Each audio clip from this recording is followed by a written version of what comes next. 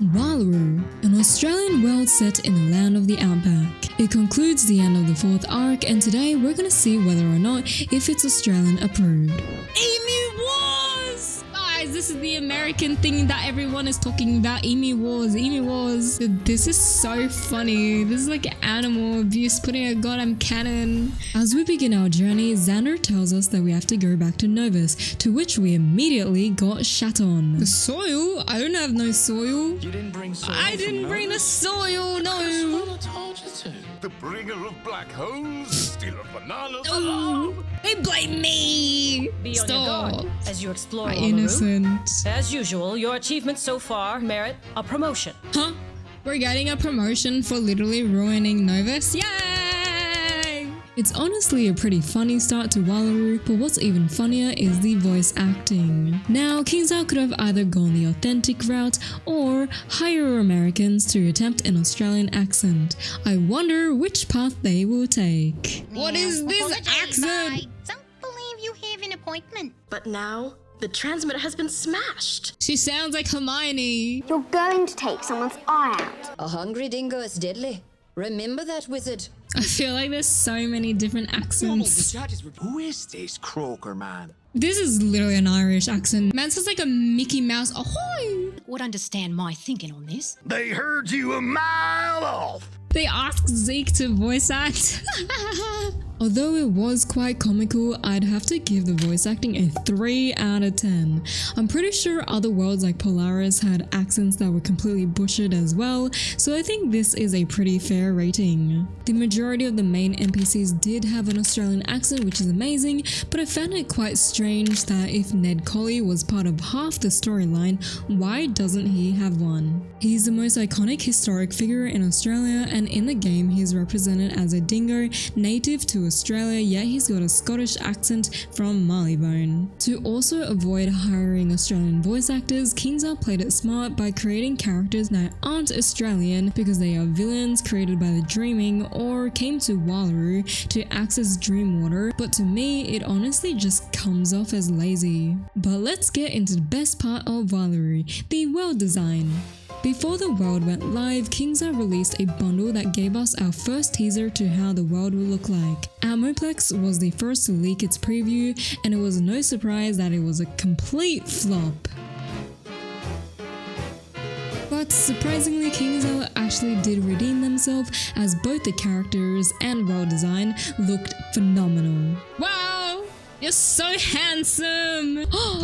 These kangaroos! We're totally not a furry, but guys, they're so handsome. But yeah, I really love how like expressive with the punk stuff, because how would you even make these animals look interesting, right? Let the show begin. Okay, so you have a faint sheet and you have a crooked sheet. Ah, we're dying! Bro, why? I'm about to die here. Oh, 0? Oh.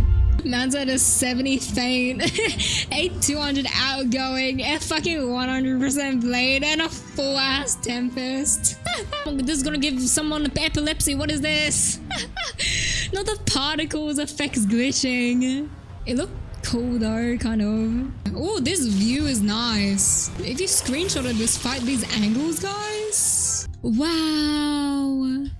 These look like Pokemon characters. Oh my god, there's drop bears here. I would never have expected Wallaru music to sound like this. Gift to the spiral. Fire. I went everywhere, saw everyone, became part of everything. Guys, this I offered fireworks. This is riches and incredible. resources.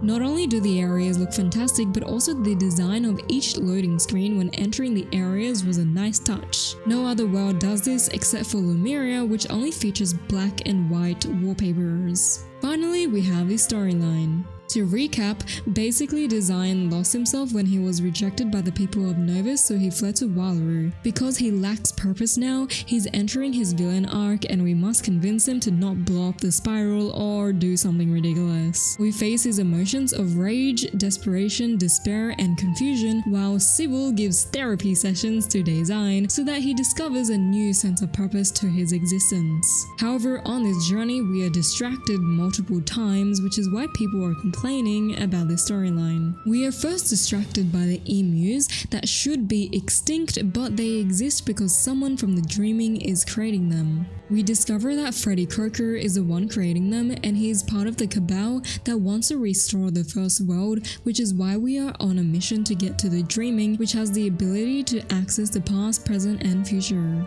But on this mission, we are also distracted by the Collie gang and discover that the judges of Wallaru are corrupt when they want to make Collie Ranch into an amusement park for money. When we get to the eucalyptus forest, we are then distracted by drop bears, which shouldn't exist, and that Mr. Kane from the Billabong Resort is the one creating them by pumping dream water through pipes that bypass the Great Barrier. With the help of Joan Locke and Judge Vetch, we are granted access to the dreaming. We then find Design and give him more therapy sessions, which surprisingly worked. We then go back to Novus and suddenly get introduced to the Doom Moon, which is the final boss of Wallaru, where the Valantians want to destroy Novus. We reunite with the heroes of Lumiria and build a rocket to defeat the Doom Moon. Once defeated, Design banishes the corrupt governors and Design gives a reconciliation speech to form peace between the Arcanum and the Cabal agents, and that is the end of Wallaru. Many have complained that the Doom Moon fight just came out of nowhere and made no sense for it to be the final fight because there was no build up to it,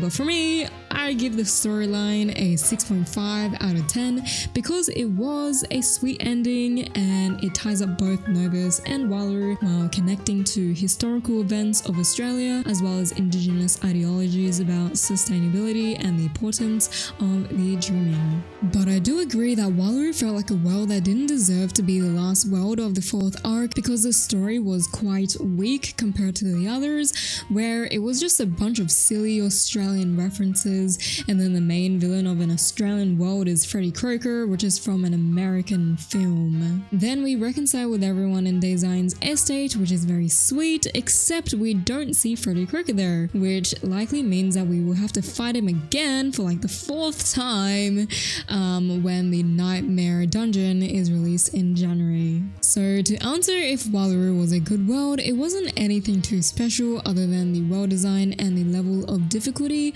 with the boss fights when soloing the entire world, especially as a storm. Some of the fights are also quite repetitive, such as we have to always be fighting some emus or the punk wallabies, and then 3 times we fight Freddy Krueger, I think 2 or 3 times we fight Ned Colley, and then we fight the multiple emotions of Design all in a campfire, which kind of looks the same, the aesthetic looks the same, except the model of the arc is different. But that's just my thoughts about Wallaru. What are yours? Leave them in the comments down below, and if you want to chat with me, join my Discord server in the description as well as my Twitch.